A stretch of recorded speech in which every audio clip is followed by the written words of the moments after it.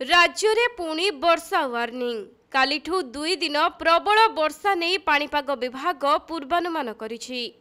तेबे मियांमार पाखापाखी अंचल एक घूर्णिबलय सक्रिय रही 24 घंटा मध्य पश्चिम उत्तर एवं पश्चिम दिग दे गति करी उपकूलवर्ती बांग्लादेश को आसिबार संभावना रही, जहा फल राज्य में केतेक स्थान में घड़घड़ी सह वर्षा होई पारे।